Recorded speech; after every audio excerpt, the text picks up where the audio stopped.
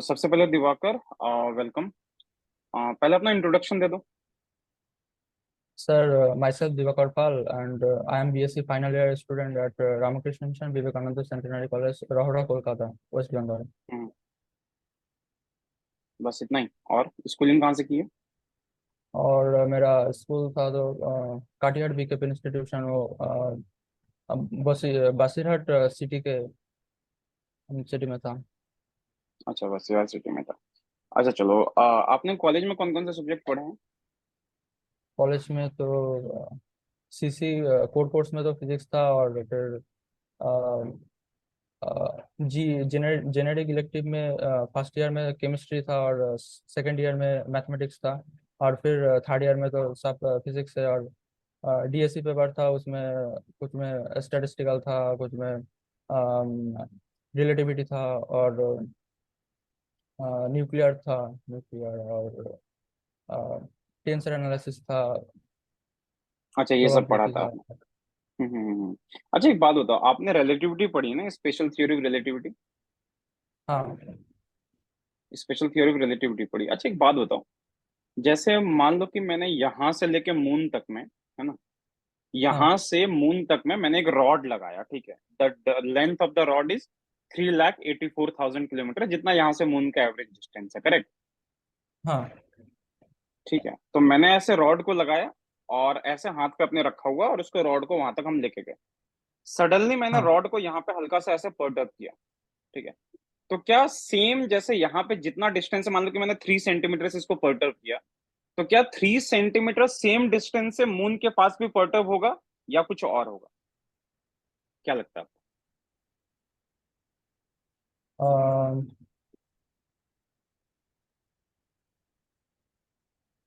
वो जो part up किया है, वो उस मतलब उस इंफॉर्मेशन को वहाँ पर जो जा रहा है, तो मतलब बहुत ही ज्यादा स्पीड से जाएगा। ओके, बहुत ज्यादा स्पीड से जाएगा, ठीक है, फिर? तो फिर क्या वो सडनली होगा, या कुछ थोड़ा टाइम डिले होगा? अगर वो पर्टब किया मतलब इसको रॉड। थोड़ा सा ऐसे आगे ऐसे धक्का दे दिया, तो क्या वो तुरंत वो मून के सरफेस पे भी वहां पे धक्का ऐसे तुरंत चला जाएगा, या थोड़ा टाइम लगेगा? क्या होगा? थॉट एक्सपेरिमेंट है, बताओ। हाँ, तुरंत हो जाएगा। अगर वो रॉड रिजिड है तो तुरंत हो तुरंत हो जाएगा। जाएगा? श्योर हो? हाँ। श्योर हो हाँ। पक्का? कोई गैप नहीं होगा?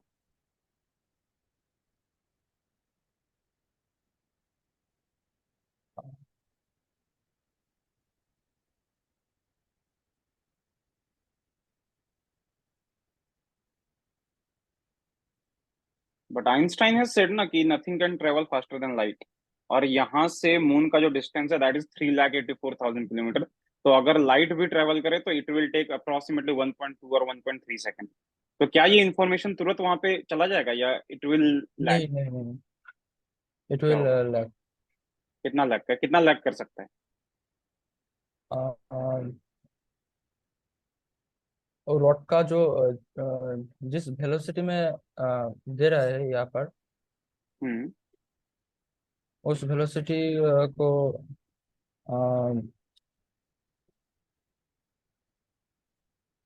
मतलब time equal T prime equal to T into 1 - v/v² तो इस v को T prime equal to T into √1 - v² but तो यहाँ पर। आप आपको नहीं लगता ये फॉर्मूला आपका इनर्शियल फ्रेम में वैलिड है? बट मैंने तो यहाँ ये इसको सडनली मैंने एक्सेलरेट करा ना, थोड़ा सा मैंने इसको फोर्स दिया, तो वो इनर्शियल फ्रेम तो है नहीं। तो फिर कैसे वो फॉर्मूला आप लगा रहे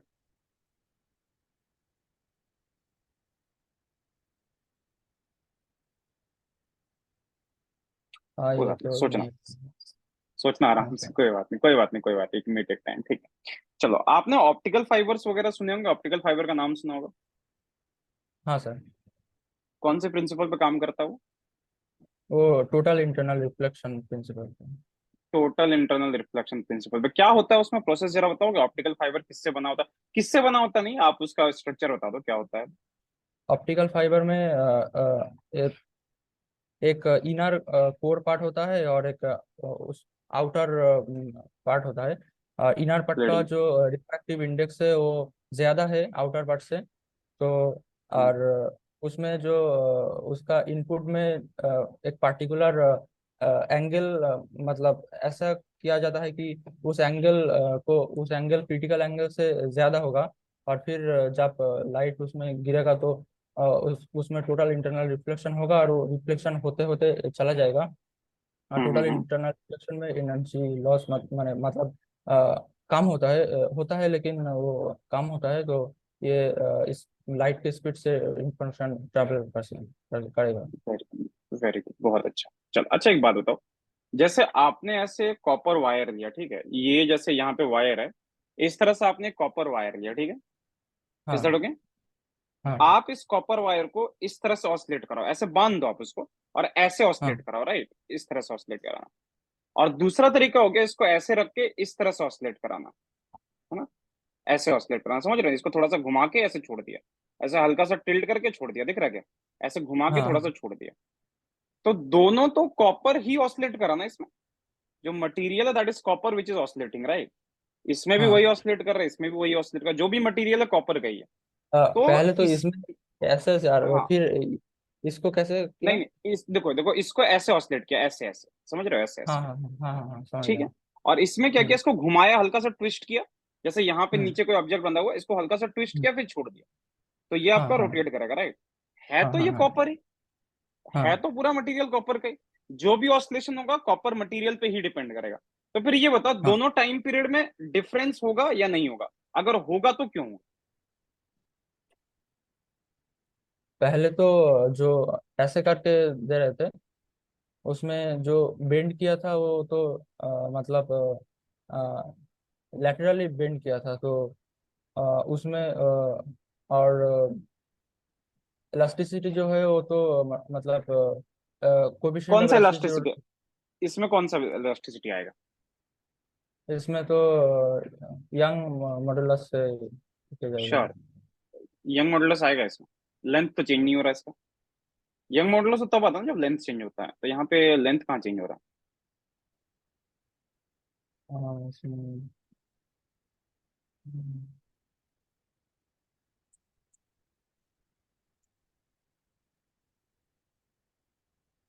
इसमें मतलब रेस्टोरिंग फोर्स आएगा। तो है? रिस्टोरिंग फोर्स तो इसमें भी आएगा, तभी तो वो ऑसिलेट करेगा, दोनों में हाँ, रिस्टोरिंग फोर्स है। तो दोनों के रिस्टोरिंग फोर्स में कोई नेचर में कुछ डिफरेंस है क्या, और अगर है तो वो क्यों है, कौन सा चीज है जो इन दोनों को डिफर करता है?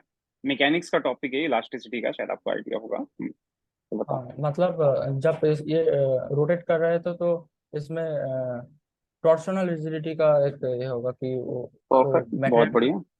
उस रिजिडिटी का डायरेक्शन कुछ ऐसा होगा। और अगर ये कर रहे हैं तो उसका डायरेक्शन कुछ ऐसा होगा। और इसमें डिफरेंट आएगा, डिफरेंट। तो इसमें कौन सा ये आता है, इलास्टिसिटी कौन सा आएगा? जैसे उसमें टोरोजनल रिजिडिटी का जो टोरोजनल पार्ट होता है वो आता है, कंपोनेंट आता है, इसमें कौन सा आता है, क्या बोलते हैं इसको? आपने कोई एक्सपेरिमेंट किया इससे रिलेटेड कॉलेज में? ये एक्चुअली तब लॉकडाउन था तो इसलिए नहीं हुआ एक्सपेरिमेंट। ऐसे पढ़ा पढ़ा होगा कभी फाइल वाइल में कभी? सर्ल्स एक्सपेरिमेंट हाँ, पढ़ा है, SEARLS, सर्ल्स एक्सपेरिमेंट? नहीं पढ़ा? नाम याद नहीं आ रहा, लेकिन ये एक मतलब ये एक्सपेरिमेंट है। इसको टाइम पीरियड के जरिए से इसका बिल्कुल कुछ कोएफिशिएंट का वैल्यू निकाला जा सकता है। बिल्कुल बिल्कुल, सेल्स एक्सपेरिमेंट बोलते हैं, सेल्स कोफिशिएंट आते हैं उससे, आप इनको एक बार पढ़ लेना। क्योंकि जब भी आप इंटरव्यू के लिए जब जाओ ना, तो लैब के मतलब जो आपने एक्सपेरिमेंट किया हुआ ना उससे रिलेटेड क्वेश्चंस आते हैं, तो इसको थोड़ा सा ध्यान रखना, क्योंकि ये एक्सपेरिमेंट थोड़ा सा इंपॉर्टेंट है इसलिए। अच्छा, एक बात बताओ आपको, मैं आपसे बोलता हूँ, आपको सरफेस टेंशन पता है, राइट, कि किसी भी लिक्विड का सरफेस टेंशन क्या होता है? हाँ, पता है ना? तो अगर मैं आपको कोई लिक्विड दूं और मैं आपको बोलूं कि इसका सरफेस टेंशन आपको कैलकुलेट करना है, आपको जो डिवाइसेस चाहिए वो आपको मिलेगा, ठीक है, तो आप बताओ आपको कौन कौन से डिवाइसेस की नीड पड़ेगी और आप कैसे कैलकुलेट करोगे उसको?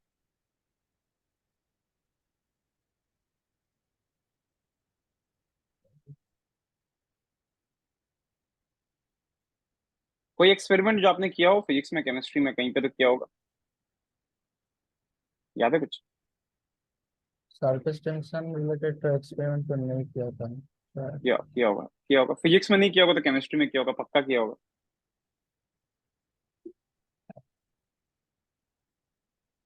अच्छा, कुछ ऐसा कुछ मतलब ये एक रेक्टेंगुलर शेप का वो तो थ्योरी में पढ़ा जाता है कि सोप बबल के साथ उसको किया जाता है। हाँ। बट वो शायद आपने नहीं किया होगा, आपने वाटर का सरफेस टेंशन कैलकुलेट किया होगा या किसी एसिड का किया होगा या किसी सॉल्यूशन का किया होगा अपने कॉलेज में, अगर आपको ध्यान हो तो याद है कुछ।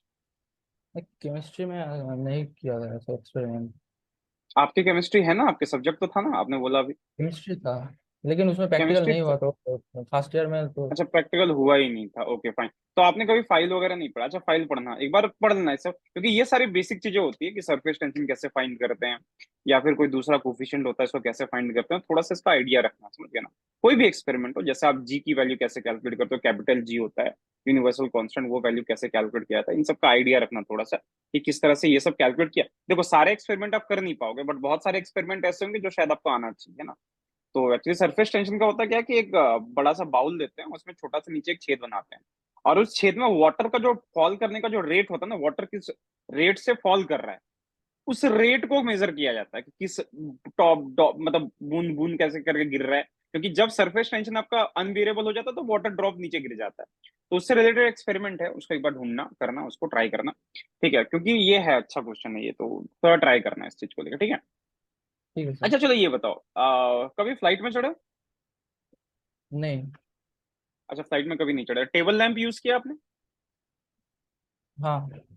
टेबल लैंप वगैरह आपने आजकल यूज किया होगा, ठीक है, आपके घर में भी, जैसे अभी आपके रूम में जो बल्ब जल रहा है, initially we use tubelights, right, हम ट्यूबलाइट यूज करते थे जिसके अंदर वो व्हाइट वाला वो होता था। तो आज हम आ गए एलईडी पे। क्या रीजन है इसका, हाँ, एलईडी पे आने का क्या रीजन है?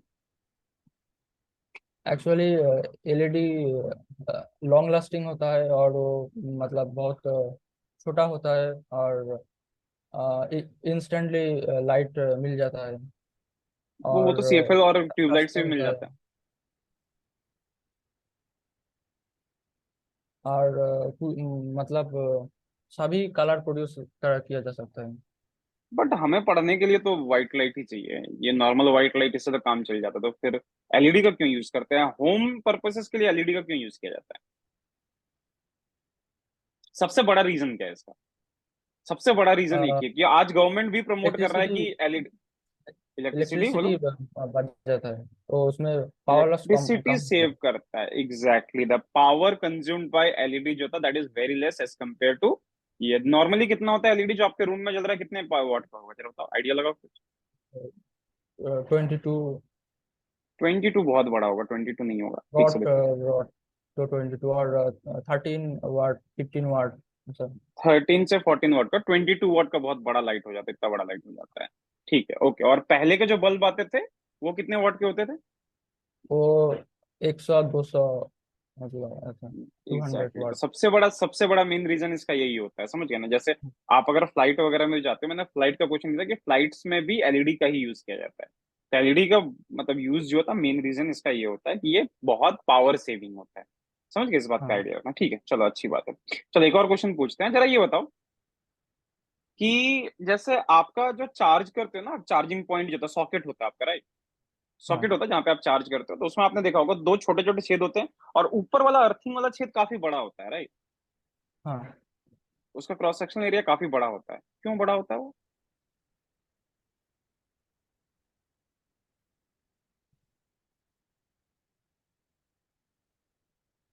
Any idea? हाँ। इनका तो रीजन है कि अ, मतलब कोई शॉर्ट सर्किट हो गया तो एक्स्ट्रा जो ज्यादा करंट है वो मतलब वो निकल जाता है आर्ट पे। तो उसको उसको बड़ा क्यों और रखते हैं, उसका जो होल होता है वो बड़ा क्यों रहता है?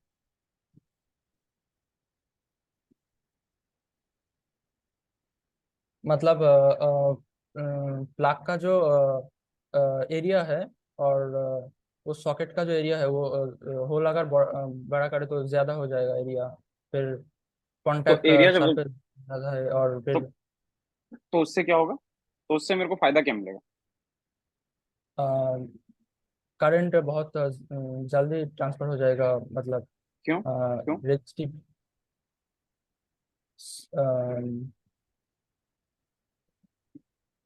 Surface area, contact surface area अगर बड़े हो जाए तो रेजिस्टेंस उसमें जो कम हो जाना चाहिए। रेजिस्टेंस कम हो जाना चाहिए, श्योर हो? सही आंसर है, बट ये कॉन्फिडेंस के साथ बोलो, आंसर ये सही है आपका। हाँ ये होता क्या है कि जो आपका जो प्लग जो होता है वो चौड़ा होता है, क्रॉस सेक्शन एरिया उसका बढ़ जाता है। तो रेजिस्टेंस जो होता है वो इनवर्सली प्रोपोर्शनल टू आपका क्रॉस सेक्शन एरिया होता है, समझिए। तो हाँ रेजिस्टेंस हाँ। कम होगा तो करंट क्या होगा, जो एक्स्ट्रा करंट होता है, पोटेंशियल एक्स्ट्रा पोटेंशियल जो भी आता है वो फटाक से आपका ग्राउंड में चला जाता है, तो इंसान जो होता है बाहर शॉक से बच जाता है। आंसर आप सही दे रहे हो, बस कॉन्फिडेंस के साथ देना, वो ठीक है, उसमें कोई दिक्कत नहीं। ठीक है, चलो ठीक बहुत है। बढ़िया। अच्छा, ये बताओ, आपने क्वांटम पढ़ा होगा? हाँ, क्या क्या पढ़ा क्वांटम में? क्वांटम में पहले तो फॉर्मलिज्म पढ़ा था, मतलब पहले तो हिस्टोरिकल डेवलपमेंट, हिस्टोरिकल यूथ की पढ़ा, और फिर क्वांटम ठीक। मैकेनिक्स का फॉर्मलिज्म, फिर उनके एप्लीकेशन की, box, particle in a box, और फिर हार्मोनिक ऑसिलेटर। परफेक्ट। ठीक है, ये सब पढ़ा आपने, हार्मोनिक ऑसिलेटर वगैरह सब कुछ पढ़ा है, ठीक है। चलो, अच्छा एक बात बताओ, स्टैटिस्टिकल मैकेनिक्स भी आपने पढ़ा होगा शायद। पढ़ा है, लेकिन एडवांस स्टैटिस्टिकल मैकेनिक्स अभी भी मतलब सही से नहीं पढ़ा है। अच्छा, अभी पढ़ा नहीं है, ठीक है, क्वांटम पे ही आते हैं, क्वांटम पे ही आते हैं। चलो, ब्लैक बॉडी रेडिएशन के बारे में थोड़ा बता दो। ब्लैक बॉडी रेडिएशन क्या होते हैं? ब्लैक बॉडी रेडिएशन तो मतलब जो बॉडी सभी फ्रीक्वेंसी का रेडिएशन एब्जॉर्ब कर लेता है, उनको ही हम ब्लैक बॉडी कहते हैं। और जब वो बॉडी इक्विलिब्रियम में आता है, तो जितने रेट में वो एब्जॉर्ब करता है उसी रेट में वो एमिट भी करता है। तो एक ब्लैक बॉडी से तो जो रेडिएशन एमिट होता है उसको ब्लैक बॉडी रेडिएशन कहते हैं, और उस बॉडी को ब्लैक। उस बॉडी को ब्लैक बॉडी बोलते हैं, ठीक है, वेरी गुड। आपका शायद थोड़ा इंटरनेट खराब हो रहा है, हाँ कोई- अभी ठीक हो गया, चलो हाँ ठीक है। That is called black body, ठीक है, परफेक्ट। अच्छा एक बात बताओ, ब्लैक बॉडी रेडिएशन में आपका एक लॉ होता है, that is called Rayleigh Jeans law, and also उसी के साथ आता है आपका अल्ट्रावायलेट कैटास्ट्रोफे। तो क्या मतलब हाँ। होता है इन दोनों का? पहले रेले जीन्स लॉ बताओ, उसका अल्ट्रावायलेट कैटास्ट्रोफे बताओ। पहले तो रेलेजेंस मतलब ब्लैक बॉडी का जो ब्लैक बॉडी आर्टिफिशियली बनाने के लिए तो एक कैविटी यूज किया जा सकता है, और वेरी उस गुड। कैविटी के अंदर मतलब रेलेजेंस, जब ब्लैक बॉडी रेडिएशन का एनर्जी डेंसिटी वर्सेस फ्रीक्वेंसी, कौन सा फ्रीक्वेंसी में एनर्जी डेंसिटी ज्यादा है, उसको उसको एक एक्सपेरिमेंटल कार्व ड्रॉ किया था पहले, और फिर उसको उस एक्सपेरिमेंटल कार्व को थियोरेटिकली प्रूव करना था कि कैसे ये होता है। इसमें रेलेजेंस जो किया था, तो वो तो मतलब उस कैविटी के अंदर इलेक्ट्रोमैग्नेटिक वेव होता है। उस मतलब एटम जब ऑसिलेट, एटम जब एब्जॉर्ब करता है और फिर इमिट करता है, उसमें स्टैंडिंग वेव फॉर्म होता है। तो उस हम्म स्टैंडिंग वेव का number of standing wave per unit volume calculate किया था, और फिर पर स्टैंडिंग वेव कितने एनर्जी होता है उसको काउंट किया, और फिर उसको प्रोडक्ट हम्म कर दिया, तो मतलब एनर्जी डेंसिटी मिल गया। और इसमें रेलेजेंस जो नंबर ऑफ मोड काउंट किए थे वो एक्चुअली सही था, लेकिन वो जो एनर्जी पर स्टैंडिंग वेव काउंट किया था वो क्लासिकल तरीके से काउंट किया था। उसमें जो हार्मोनिक ऑसिलेटर की एनर्जी है वो जीरो टू इन्फिनिट सभी ले लिया था।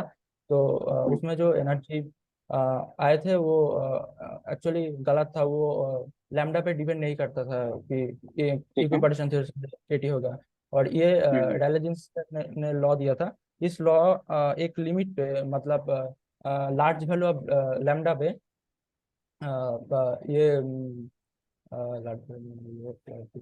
लार्ज वाला लैम्डा पे ये मतलब एक्सपेरिमेंट का कार्व से मिलता जुलता था। लेकिन जब यूवी यूवी रीजियन में मतलब लार्ज एनर्जी मतलब लो वेवलेंथ में, ये कार्व हम्म एक्चुअली एक्सपेरिमेंटल कार्व से बहुत ज्यादा डिवेट करता था, और फिर डाइवर्ज हो जाता था।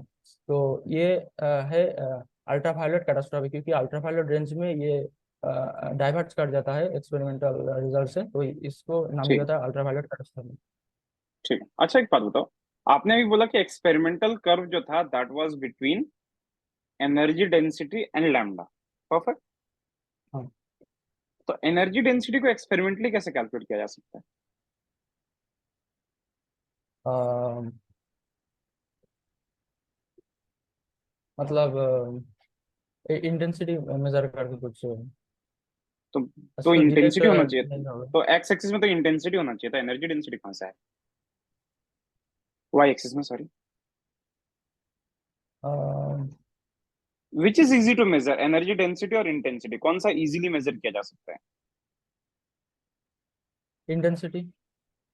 इंटेंसिटी। तो फिर वहां पे एनर्जी डेंसिटी को कैसे मेजर करेंगे? और ये आज से 200 साल ऑलमोस्ट पहले की बात है, तो फिर वहां पे एनर्जी डेंसिटी कैसे आया?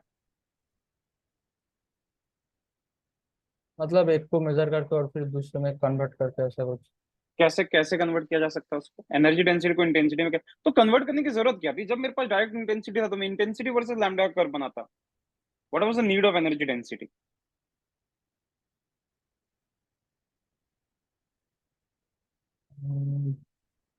एनर्जी डेंसिटी मतलब पर यूनिट वॉल्यूम में कितना एनर्जी है, तो ठीक है। उन उन उसके साथ कार्व ड्रॉ करने पे मतलब तो ज्यादा कैसे कुछ पता? ये लाइट आ रही है मेरे पास, तो अगर ये जैसे व्हाइट लाइट आ रहा है, मेरे को इसका एनर्जी डेंसिटी फाइंड करना, मैं कैसे करूंगा फाइंड? वो उनके बीच में एक रिलेशन होता है, वो इलेक्ट्रोमैग्नेटिक थ्योरी से किसके किसके प्रूफ। किसके बीच में बताओ? इंटेंसिटी और इंटेंसिटी और density। एनर्जी डेंसिटी के बीच में। Energy density equal to I times intensity into C से मल्टीप्लाई कर देते हैं। But what was the need hmm. Of that? C से मल्टीप्लाई करने की जरूरत ही क्या थी? ग्राफ तो आपका सीधा वैसे आएगा, और सी जो है ये तो 1800 समथिंग, सी की वैल्यू तो बाद में मैक्सवेल ने दी थी भाई। सी इज अ कांस्टेंट वैल्यू, तो मैक्सवेल ने दी थी बाद में, मैक्सवेल और आइंस्टाइन के इससे वो वैल्यू आई थी। तो ये तो उससे पहले से आपका वो रिजल्ट है एनर्जी डेंसिटी वाला। तो फिर कैसे आया था वो एनर्जी डेंसिटी? क्या नीड थी वहां पे? इंटेंसिटी के बीच में ग्राफ ड्रॉ कर देते, इंटेंसिटी और लैम्डा ग्राफ ड्रॉ कर देते। ये पॉसिबल है क्या, इंटेंसिटी और लैम्डा के बीच का ग्राफ ड्रॉ करना? हाँ पॉसिबल तो है। है पक्का? तो फिर एनर्जी डेंसिटी में जाने की क्या जरूरत? क्या जरूरत है एनर्जी डेंसिटी में जाने की?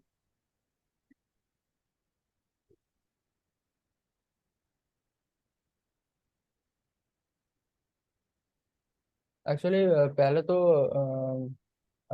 मतलब एमिसिविटी को इसके साथ रिलेट किया था फ्रीक्वेंसी के साथ, फिर उस एमिसिविटी को एनर्जी डेंसिटी के साथ एक रिलेशन से। बट मेरा मेरा क्वेश्चन नहीं समझ रहा हूँ। मैं ये पूछ रहा हूँ एनर्जी डेंसिटी की नीड क्या अ, नहीं पता है? आइडिया चला। नहीं है।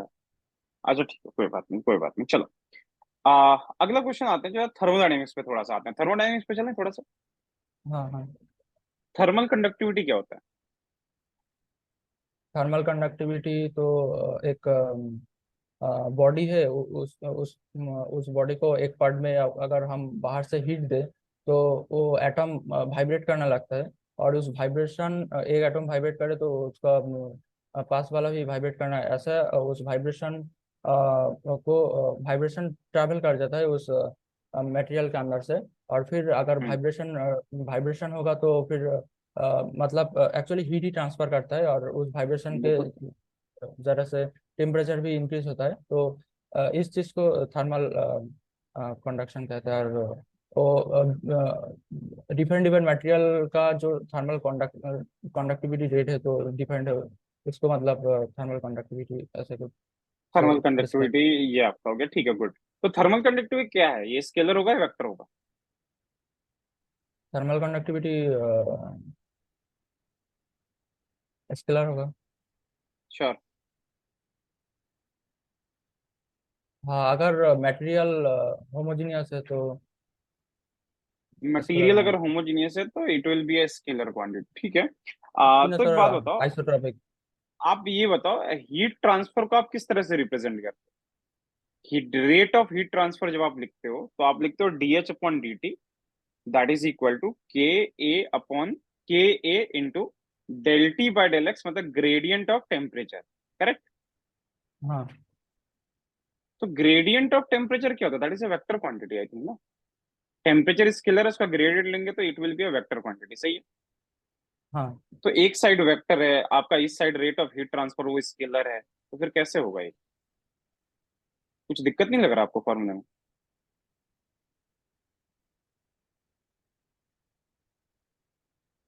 हाँ दिक्कत तो है। क्या दिक्कत? क्या दिक्कत है फिर? तो बता फिर आपका हीट कंडक्टिविटी फिर क्या होगा, स्केलर होगा वेक्टर होगा? आपने बोला होमोजीनियस होगा तो इट विल बी स्केलर, ठीक है, आपका आंसर सही है, कोई दिक्कत नहीं है इसमें। बट मेरे को जहां तक दिख रहा है कि del T by del X जो होता है that is a vector quantity, right? क्योंकि वो नॉर्मली चलता है ना। जो आपने ये चीज नोटिस भी किया होगा कि आपका हीट ट्रांसफर जो होता है मैक्सिमम आपका होता है नॉर्मली, करेक्ट है ना? हाँ। नॉर्मली मैक्सिमम होता है, तो इसका मतलब वो ग्रेडियंट ही है। परपेंडिकुलर में जहां पे रेट ऑफ चेंज आपका होता है दैट इज कॉल्ड ग्रेडियंट, है ना? सही बात है ना? तो हम्म। अब वो लेकिन ग्रेडियंट तो एक वेक्टर क्वांटिटी हो गया, और आपका rate of heat transfer scalar quantity है। तो फिर यहाँ पे कुछ जम नहीं रहा इक्वेशन में, तो कहाँ पे दिक्कत है? आपको क्या लगता है कहाँ पे प्रॉब्लम हो सकता उस एरिया अगर बोले तो एरिया वो भी एक है? डायरेक्शन को दिखाता है। अगर डी एल है तो तो या फिर तो यहाँ पे और कोई डायरेक्शन होगा क्या ऐसे? मतलब इस केस में कोई डायरेक्शन ऐसा हो, मतलब आप ये कह रहे हो कि K A dotted with gradient of T by X, ये होगा ना ग्रेडियंट ऑफ टेम्परेचर, ये कह रहे हो आप? हाँ हाँ ऐसा। श्योर? फॉर्मूला पढ़ा आपने ऐसा हाँ, कभी? ऐसा तो फॉर्मूला नहीं पड़ा है। नहीं पढ़ा, तो आपको क्या लगता है आप जो बोल रहे हो वो सही है या गलत है?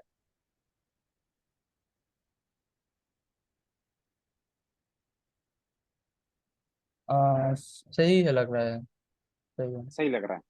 सही है पक्का? अच्छा अच्छा, हाँ। चलो ठीक है। अच्छा एक बात बताओ, जैसे ट्रांसफार्मर का यूज क्यों किया जाता है?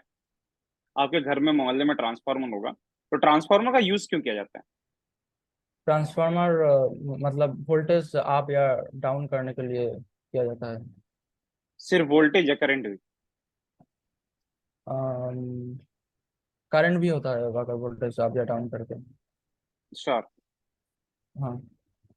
तो अगर एक वायर में अगर आपका करंट आ रहा है कहीं से बहुत दूर से, जैसे कहीं से पावर प्लांट है, पावर प्लांट से हमारे घर में आ रहा है, तो उस बीच में वोल्टेज ड्रॉप ना कर जाए इसके लिए वी यूज ये क्या बोलते हैं उसको, ट्रांजिस्टर वगैरह, सॉरी ट्रांसफार्मर का यूज हम इसीलिए करते हैं, राइट? तो जो वोल्टेज ड्रॉप हो रहा है उसका क्या क्या रीजन हो सकता है, वोल्टेज क्यों ड्रॉप कर रहा है? उस जो वायर है उसमें एक रेजिस्टेंस है। और उस रेजिस्टेंस ठीक के है। वजह से उसमें पावर लॉस हो जाता है वो ट्रांसफर करने ठीक है के बहुत। टाइम पे। और हीटिंग भी हो सकता है। मतलब हीटिंग। जैसे रेजिस्टेंस की वजह से और कि जूल हीटिंग होता है। ठीक है, जूल हीटिंग होता है। और कोई रीजन? बट करंट तो और सेम चलना चाहिए ना उसमें, current through out the path it should be same, तो करंट क्यों डीके कर रहा है? आप बोल रहे हो वोल्टेज ड्रॉप हो रहा है, तो फिर करंट क्यों ड्रॉप कर रहा है?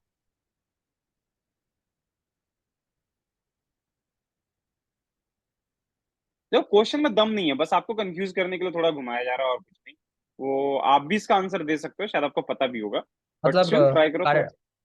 करंट से रहता है वो पावर ड्रॉप और वोल्टेज ड्रॉप हो जाता है। मतलब वोल्टेज ड्रॉप हो जाता है इसलिए पावर ड्रॉप हो जाता है। अच्छा, और पावर ड्रॉप हो जाता है इसलिए। ठीक है, अच्छा ओके फाइन। चलो एक क्वेश्चन मैं आपसे पूछता हूँ, थोड़ा सा ध्यान नोटिस करना है इस चीज पे। आपको डिस्प्लेसमेंट करंट पता है बहुत अच्छे से? हाँ, क्या होता है डिस्प्लेसमेंट करंट? डिस्प्लेसमेंट करंट अगर कोई मतलब इलेक्ट्रिक फ्लक्स का जो टाइम के साथ अगर चेंज होता है तो वहाँ पे हम्म। एक करंट के डायमेंशन के करंट का डायमेंशन में कुछ एनर्जी था होता है तो वो डिस्प्लेसमेंट करंट कहते हैं। ठीक है, तो डिस्प्लेसमेंट करंट का सोर्स क्या है? इलेक्ट्रिक फ्लक्स और electric field? Electric flux. Flux होता है, ठीक है। तो एक बात बताओ, जैसे मेरे पास मान लो कैपेसिटर है, ठीक है, दो मैंने कैपेसिटर ऐसे लगाया, पैरेलल प्लेट कैपेसिटर है। हाँ मैंने कुछ ऐसा सिस्टम किया कि कैपेसिटर का एरिया जो ना मैं चेंज कर रहा हूँ, कॉन्टिन्यूसली इट हाँ इज चेंजिंग। तो इससे तो फ्लक्स चेंज होगा फॉर श्योर, और इलेक्ट्रिक फील्ड मैंने कांस्टेंट रखा है। अब मैं डीसी का यूज कर रहा हूँ, मैं एसी का यूज नहीं कर रहा हूँ। हाँ। जैसा आपने किया ना वहां पे, जो एसी करंट आप लगाते हो ना, याद होगा आपको उस हम्म। एक्सपेरिमेंट में, है ना? जो हम्म। हम्म। मतलब एम्पियर सर्कुलर लॉ का करेक्शन जो है उसमें, जो मैक्सवेल ने किया है।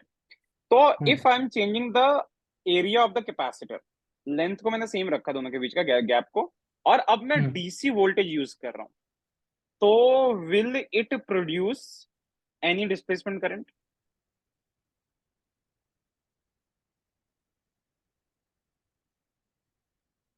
क्या ये कोई डिस्प्लेसमेंट करंट देना चाहिए?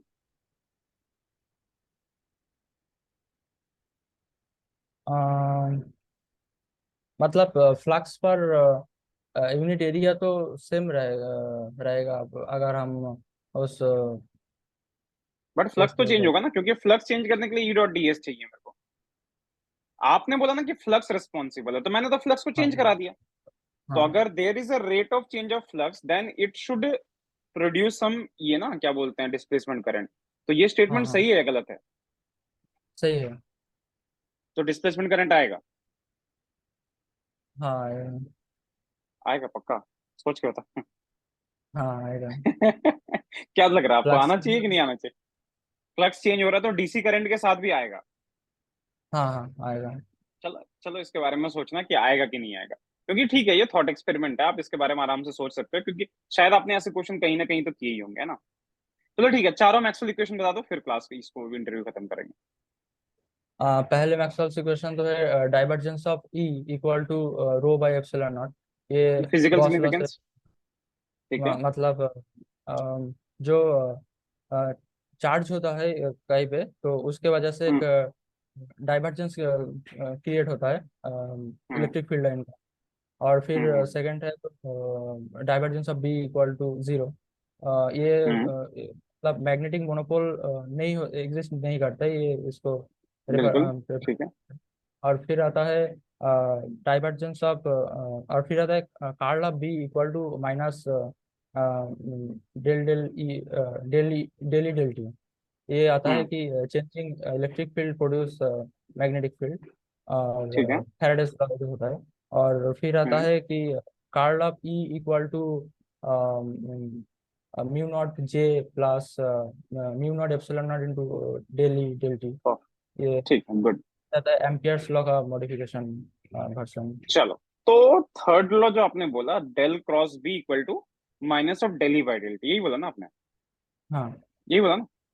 ठीक। हाँ तो ये बताओ यार कि जो आपका फ्लक्स में हमने चेंज किया, मतलब जो सॉरी मैग्नेटिक फील्ड में जो आपका मैग्नेटिक फील्ड का जो कर्ल होगा, बेसिकली ये आपका चेंज इन इलेक्ट्रिक फील्ड देता है।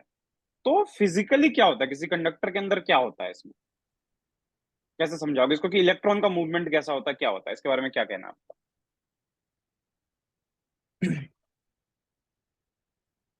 अम, मतलब अगर चेंजिंग इलेक्ट्रिक फील्ड है तो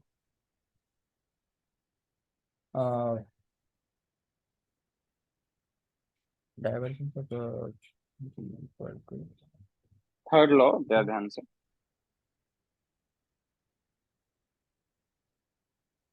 एक्चुअली वो मैं गलत कि curl of E equal to minus del B del T है। हाँ और उसमें हाँ ठीक अगर है, तो आप, हाँ हाँ, तो अब चेंजिंग बताओ कि मैग्नेट अगर इसमें इलेक्ट्रिक फील्ड में अगर चेंज आया तो मैग्नेटिक फील्ड में चेंज होगा, तो मतलब इलेक्ट्रॉन मैग्नेटिक कैसा होगा फील्ड यहाँ पे हाँ, इलेक्ट्रॉन में कैसा मूवमेंट होगा, हाँ बताओ। अगर बी बी अगर टाइम के साथ साथ एक कांस्टेंट रेट में चेंज हो रहा है, तो डेल बी डेल टी हम्म अगर नॉन जीरो है तो कार्ल ऑफ ई होगा। और उस मतलब ई का कार्ल के वजह से इलेक्ट्रॉन मूव करता रहेगा सर्कुलरली, ऐसा कुछ। It will move circularly. हाँ तो ये फॉर्मूला आता कहाँ से, कौन सा लॉ बोलते हैं इसको? This is called Faraday Faraday. Faraday's law. But Faraday's law में आपको नहीं लगता कि करंट जो होता है वो स्ट्रेट लाइन में ट्रेवल करता है, या कैसे ट्रेवल करता है करंट उसमें, फैराडेज लॉ में? आपने बोला कि इलेक्ट्रॉन लूप में मूव करेगा, तो वो इसमें मतलब सर्कल में मूव करेगा। बट फैराडेज लॉ में आपको नहीं लगता कि करंट तो स्ट्रेट लाइन में एक मूव करता है ना, एक कंडक्टर के अंदर मूव करता है, तो that is a straight line. क्योंकि अगर करंट अगर सर्कल में ऐसे मूव करता है काइंड ऑफ, तो वो एक तरह का एडी करंट वगैरह कुछ फॉर्म हो जाता है, तो यहाँ पे क्या होगा?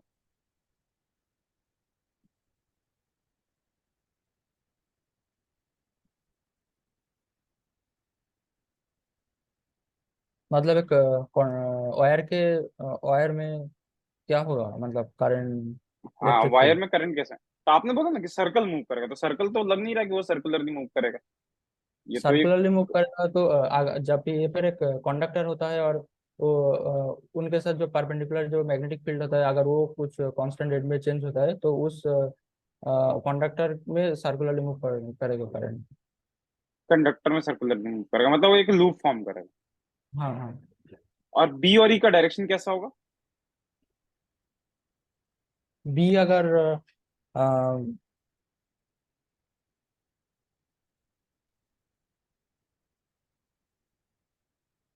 बी अगर ऐसा परपेंडिकुलर ऊपर है, तो अगर वो अ, बढ़ता है, वो मैग्नेटिक फील्ड अगर इंक्रीज करता है, तो फिर ई ऐसा कुछ इलेक्ट्रिक फील्ड होगा, ओके ऐसे ठीक डायरेक्शन है। में। पक्का श्योर, वैसे वही डायरेक्शन होगा या कुछ उल्टा डायरेक्शन होगा उसका? हाँ, ऐसे ही बी और होगा। ई के, बी और करंट के डायरेक्शन को कौन डिसाइड करता है यहाँ पे? जो चेंज इन मैग्नेटिक फील्ड और करंट जो है, इसके डायरेक्शन को कौन डिसाइड करता है यहाँ पे? ये तो